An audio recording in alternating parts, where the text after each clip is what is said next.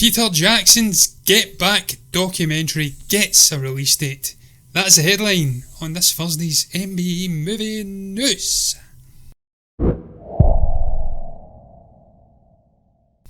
Yes, Get Back Jojo and all that jazz, John. Peter Jackson's Beatles Get Back documentary gets a release date. It's going to be the 4th of September 4th, wherever you are in the continent. What's your thoughts on this, John? Because we've obviously been talking about this for a good year and a half now, I would say, since Peter Jackson obviously picked up the rights to produce this documentary. Mm-hmm. We've seen different variations of this documentary over the years.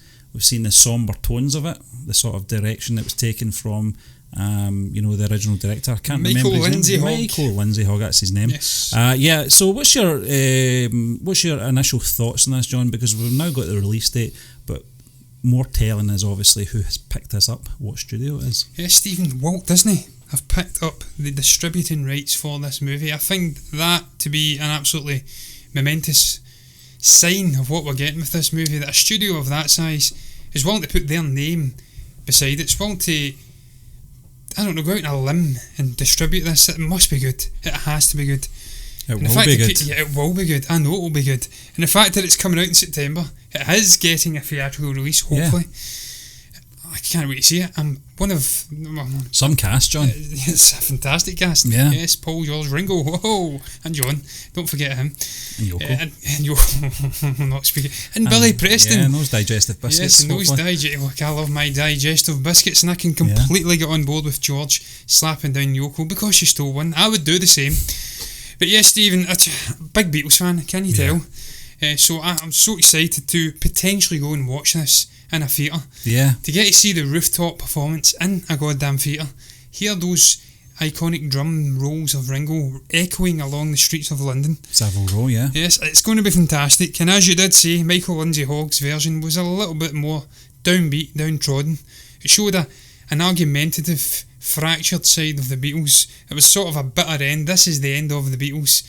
And it was just, that's why I don't think Macca was happy about showing this movie. It's quite ironic, John, because from obviously John Lennon's point of view, in his words, this film was made by Paul for Paul, and that's not the case. You've got to let a director do what he's got to do best, and obviously Lindsay Hogg did it the way that he wanted it done. Also, it's a convenient way to explain their breakup as well. This is the perfect excuse. Look at them, they're falling apart in front of the camera here, bickering, etc., etc. Throughout their career, they would have had fights. They would have had worse fights. I'm pretty sure that John Lennon actually spoke to Bob Harris in a 1974 interview. That they had worse fights than this. Before they were famous. Really fisticuffs. John liked to kick people. Yeah, so I hear. But I think. This is something I've been looking forward to. I think it was last February. I think it was February 2019. It was announced, Peter Jackson was picking this up after what he did, obviously, on They Shall Not Grow Old, which was an amazing film. Yeah. I think it was released over here cinematically, and then it was on the BBC for, I think it might have been Remembrance Sunday. I think it might have been, so it kind of tied in with that, and I was blown away just with the state-of-the-art technology they were using to restore. I don't know how many decades, John. You're talking maybe 100 years. Yeah. So you're talking good 10 decades, of scratchy old footage, and what they had to do to piece a lot of this together using, animation and stuff like that. Yeah, I think they fed into an algorithm which filled in the blanks. Distinguish what would be in between frames that were missing and stuff like that. So it was really cool. It was fantastic, John, and I'm pretty sure that Peter Jackson's going to use the same team, although it will not be as difficult as that documentary to put together. All this stuff's been lying in a vault for the past 50 years, so it's half the time. The kind of state it was in on its release was pretty decent. The stuff that they kind of showed on the anthology back in 1995 was very clear as well.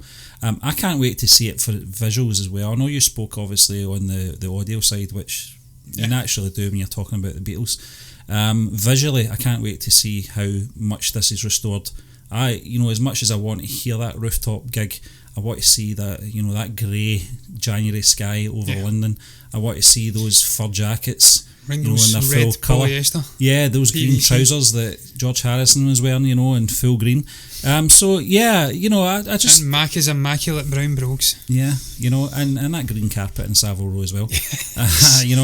George's slippers. Yeah, it's just going to be fantastic. Yeah. I don't know if it mentions anything about cinematic release here, John, but I think that's a given. I think they've done it for most of the releases, the likes of Concert for George, the Beatles. I can't remember what the documentary was called, the Ron Howard one. 8 days a week. Yeah. They also did the one where there were the Beatles on their US tour as well. Every one of them had been in the cinema for a limited time. I don't see this being any different, but we were talking just before we came on, John. The other thing, after its sort of shelf life, in the cinemas and the theatres, where it goes after that, we did perhaps suggest that it could fall onto the Disney Plus format. I hope so. Yeah. Stephen, that would be the icing on the cake for me. Potentially getting the chance to go and see this incredible film in a theatre and then being able to watch it whenever I want with that rewatchability on Disney Plus. The fact they've acquired the distribution rights, I don't know if there's maybe some red tape and bickering in the background potentially in the future about it perhaps going on to Disney Plus. I don't know who was involved initially in the actual production of it. Was it just Peter Jackson's production company? Lord knows. But look, Stephen, another thing that I love is the fact that Peter Jackson is transitioning. Or something like that. Yeah, that's his production company. He's probably been doing the restoration, and then it's Walt Disney who have took it over. So I think that will pretty much confirm that they have bought it, much like a Netflix would, and it will fall onto their Disney Plus streaming service. So that's another real booner, for lack of a better word, for Beatles fans, and another incentive to go and buy a subscription to this service if you need one, which I don't.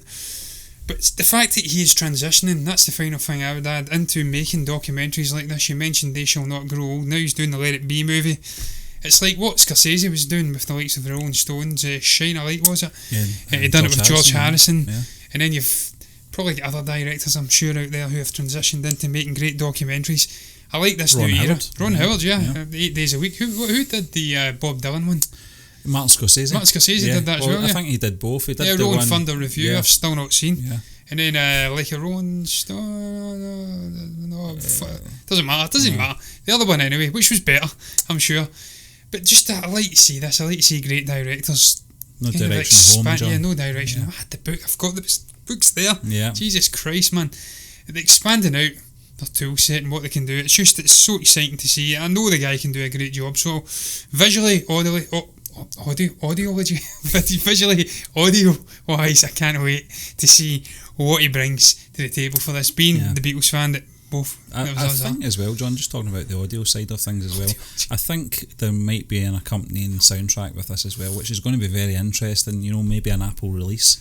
We've already had Let It Be, the Phil Spector one, which Paul McCartney wasn't, and George George Martin wasn't happy about, the original Beatles producer, and Giles Martin as well had a few things to say on that as well. I bet he did. I think it was only maybe 2 at the time.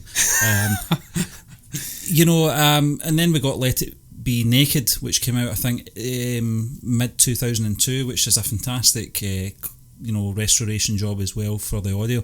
It's going to be very interesting if we're going to get a third release of this. I think we will. I think we're going to get the definitive version of that soundtrack as well. They've been remastering all of the late albums anyway. And Giles Martin, all kidding aside, he's done a marvellous job, certainly in that last one, the Abbey Road one, which is we've listened to, and it's just all the sort of outtakes of different sort of versions of the songs have really tickled my fancy.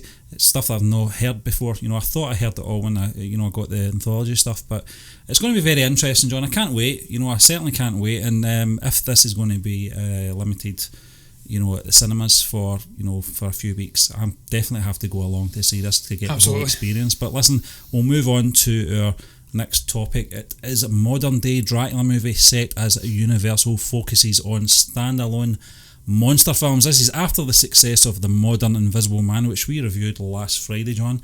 Universal plans to make a contemporary Dracula movie and already has a director attached. Now, we were talking about this the other day. Yes. Kind of briefly touched on it. Our take was obviously we were more focused on it being I think just from the description of the article we were reading, so you can forgive us.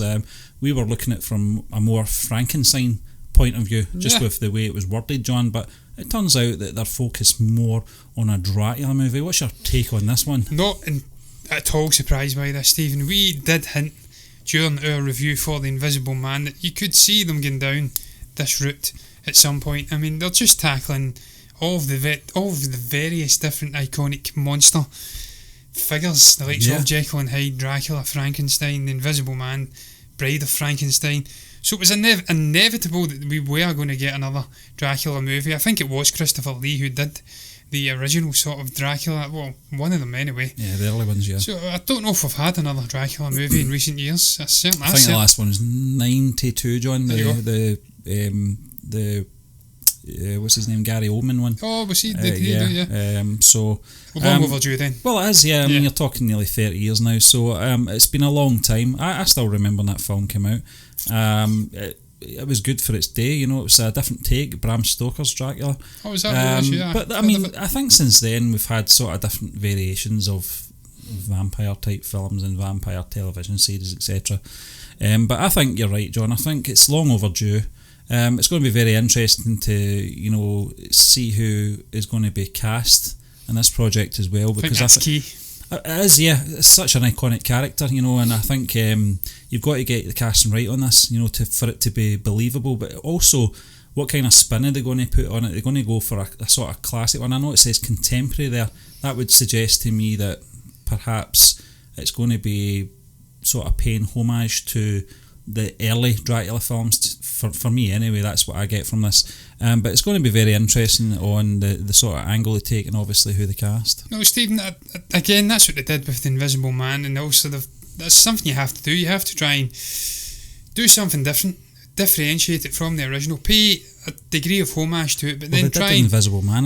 We never mentioned this, John. I don't know if you remember that hospital scene with the bandaged up guy. Yeah. That was clearly, paying homage to, the classic Invisible Man. Absolutely, yeah, because that's what he did. He stoated around with the hat and the bandages. So not so much invisible. Yeah. What are you doing? Point, yeah. You get rid of that. Yeah. You look like a mummy. Yeah, go on. Yeah. But Stephen, I think that's what they need to do. They have to get the balance right. They have to pay homage, but then do something distinctly different with the modern setting.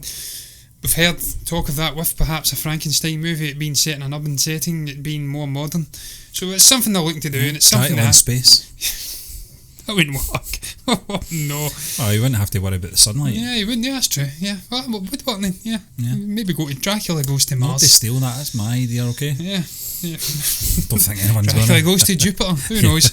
But Stephen, they've got this director on board, Karen Kusama, I think the name is. I've not heard much about her, so it'll be interesting to see what she does. Apparently, she's known for directing Destroyer and Eon Flux. So it's Blumhouse Productions who once again are working in tandem with Universal. So this is a good partnership. These two studios need to work more. Blumhouse know how to make a good horror movie with more, how shall I put it, horror-centric directors who understand the genre and can do it well. We've seen it with Lee Wannell. Yeah.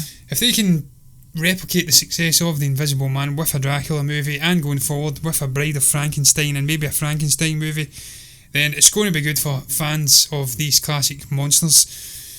But they're saying here that Bride of Frankenstein, they're looking to approach a Sam Raimi or a John Krasinski to perhaps direct it. Angelina Jolie is perhaps originally cast, but obviously it's been flung up in the air. There's some confusion now. So they seem to be doing the right thing with directors and whatnot. And I like the fact they are going more self-contained with the stories. They're not adhering to this more cinematic universe thing. Do individual stories with these classic characters like we got with Invisible Man. Yeah. You will see success like we've got with DC and Warner Brothers recently. Not everyone can do cinematic universes, not like Marvel anyway. So no, but I'm glad to see that the whole sort of idea, as a whole, isn't dead in the water, John. They're still, willing to take these characters and make new stories for them. Mm-hmm. Don't have to be interconnected. If you have a few successes, very much like The Invisible Man, take it from there. Just DC have kind of had to retract their steps, and reapproach their goal. And what they're doing now is something they probably should have done in hindsight. Absolutely. Very easy for us to say that, but I think that's the same as Universal. Just take a few steps back, look at the success of The Invisible Man and what that's done on a very low budget, and the return they've got in that film so far has been fantastic. and take that model and take it forward with the other characters, because these characters, everyone loves them, you know, and they pass through the generations, you know. So they're there. You've got the sort of origins of the stories. We don't have to go over them. Most people know them. So that will give you a bit more creative freedom as well. But I just think it's good to see that it's not dead in the water. I think the Invisible Man has been the turning point for the studio as well. Much like an Aquaman or a Wonder Woman was a turning point for DC. Yeah. So yeah, look, Stephen, I'm excited to see what they do going forward after the Invisible Man. Sure we'll get more information as it unfolds, John. But listen, we'll move on to the blog rundown section of the show. And the first movie review we're going to be chatting about very briefly is The Professor. This was reviewed by our very own Peter Plumers, and this stars Johnny Depp, Rosemary DeWitt and Odyssey Young, and was directed and written by Wayne Roberts. Yeah, Stephen, this is about I think a university professor who's battling existentialism. He's got a terminal illness. Peter says, look, you can be cynical and say they're trying to do Jack Sparrow meets something more, I don't know, intellectual. Yeah. And you can have a cynical outlook at it, but apparently it's a pretty decent movie. I've not seen it. I would probably give it a bash because I am a big fan of Johnny Depp. Yeah. I love the guy. I don't know why I've not seen it yet. And look, he isn't just shoehorned into Jack Sparrow. He can do a wide array of characters. He can do the more nuanced, tender characters, like we've seen in Edward Scissorhands. That other one he did, what the hell was that called? Other one, I should say, not one. I'm trying to find it. I can't find the goddamn film. It's paining me physically. It doesn't matter. But he can do really good. Black Mass, I think it was. He can do really good drama movies. So I like that comedy and I love Johnny Depp. So I'm on board for this. Yeah, I'll watch it. Yeah, I certainly will I'll see as if I well. can car. Yeah, but moving on to our second review. This is coming from DM Anderson. It's from 2019, John. It's Primal. And this film was directed by Nick Powell, starring Nicolas Cage, Famke Janssen and Kevin Durand. Yeah, Stephen, I spoke about this one before. It may have been Peter that reviewed it before. It's a classic Nick Cage. Dave does say, look, this is just a classic Nick Cage. Prime any role to pay off my debts mode, I think he says. So look, I agree. The guy does some wonky movies. He does some more better movies, but I don't want to say that because this movie sounded interesting. It's on a ship. There's sort of, I don't know, soldier type characters, and he goes out to try and take them out. In short, I've not seen it. Can you guess? But I love Nick, so you keep doing what you're doing. John, he's underrated. You know what you're going to get with a Nick Cage film. You're going to get enjoyment one way or another. Whether it be Oscar, a cheese fest or whether it be a very good film, it's always a watch. It's always an enjoyable watch to see. And look, he's so passionate about film. Yeah. He knows his shit. So definitely. Do what you've got to do, Nick. Yeah, exactly, John. But we'll move on to our third review, coming in again from DM Anderson. This is 2019's Terminator Dark Fate, directed by Tim Miller. James Cameron's in and about there as well, but he's not admitting it. Linda Hamilton, top billing. Arnold Schwarzenegger, Mackenzie Davis, Natalie Reyes, Gabriel Luna, Diego Boneta, and we've got, who was it back again? Ed. Yeah, I'm pretty sure Jim Cameron said Ed back as well. Yeah, he dies in the opening shots of the movie. Yeah. Shock horror. And it isn't even Ed. It's some bastardised version of a young Ed that's in there. Yeah, he's not aged in 4 years. He's not aged and he's still wearing the same clothes. Good Lord, what a Drake. But Stephen, Dave does say that, look, it's not the worst, man. It ends up being, the story doesn't end up being necessary, but it's got a degree of fun in it. And look, it's a good action film, John. It's a good action film, but it's not a good Terminator film. And I stand by that. There is things in there. I didn't mind Gabriel Luna. I thought he was actually a better antagonist than the trailers initially led us to believe. Yeah, he's not as good as Robert Patrick, but it was okay, man. It was an okay action movie, but it wasn't a great Terminator movie, and they just screwed up John Connor, so that kind of put me off in the end. So slightly disagree. John, I think a lot of people would have maybe accepted that if the story went off in a different way, but what they did was they killed off John Connor and then repeated the story of Terminator 2. Yeah, with a female Hispanic character who wasn't as good as Edward Furlong or John Connor. So what was the point? Exactly, you know. These PC snowflakes. Yeah, but listen, we'll move on to our next movie review. That was a good review there from DM Anderson. This is Peter Plumers once more. It's Inherit the Viper from 2019, starring Anthony Jeurgen, and this stars Josh Hartnett. I've not heard of him in ages. Margarita Lavilla and Bruce Dern's in there as well. Yes, Peter says it's a dark film which is well worth a watch. And look, Josh Hartnett, I'm with you. forgot that man even existed, but he is a good actor. He really is when he does, and he ups his game. He doesn't phone it in. He's pretty good. Chandler Riggs rings a bell as well. I want to say that was the little guy that played Carl in Walking Dead. He was Rick Grimes' son. I'm pretty sure that's Chandler Riggs. If I'm wrong, perhaps someone can correct me. But yeah, I mean, it's principle of the American dream, I think he says. And look, I may give it a watch, I may not. I'm very, very busy though. I can't even watch TV shows I want to watch. Yeah, too busy editing shows, yes. Spend most of the time doing if you're not working, John. Yes. But listen, we'll move on to our final review this week. This is Giant Little Ones, coming in from Peter Plumers once more. This is from 2018.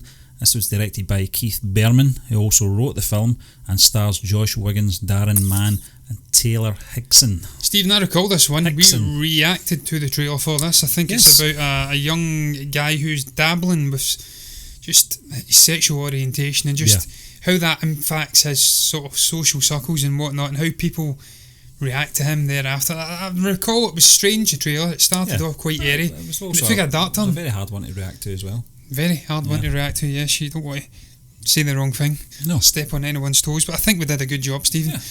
Look, I'm very, how shall I put it? Welcoming of all, you know. Open-minded. Open-minded. Yeah, that's the correct terminology.